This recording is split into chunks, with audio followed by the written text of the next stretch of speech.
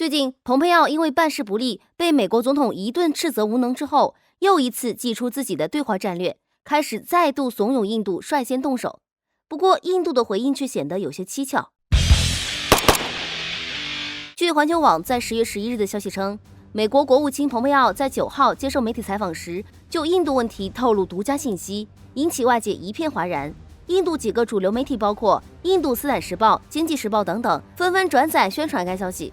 据报道称，蓬佩奥直接认为印度在边境问题处于严重劣势，对峙的另一方已经集结了超过6万人的部队，这让印度处在极端劣势。而消息来源却是所谓的印度人看到了6万人，这种完全靠不住脚的证据来源，却被一些西方媒体故意省略。除此之外，就是一些老调重弹的话题，威胁论、甩锅之类说了无数遍。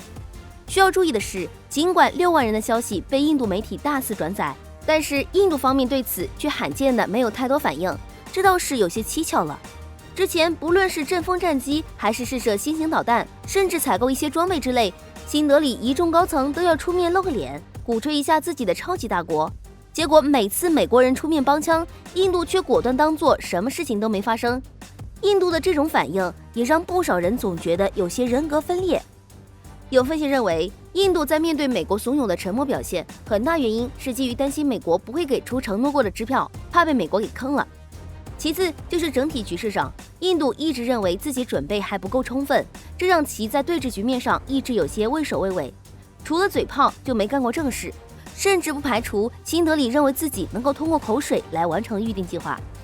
值得一提的是，从现在情况来看，美国也没有太好的办法能真正的成功怂恿印度率先动手，尤其是目前随着美国国内疫情从上至下的坍塌，经济进一步萎缩，国内少数裔矛盾尖锐，美国急需一个发泄矛盾或者转移注意力的地点，而中国就是美国白宫一干人等的主要目标。但问题就在于，陷入困境的美国拿不出足够的重量级礼物让印度动心，而美国现在也被外界看在眼里，面对印度有些坐地起价的态度无能为力。怂恿新德里无果，这才通过释放不知来源的消息来鼓动印度国内不知情的民众，利用印度舆论来迫使新德里采取行动。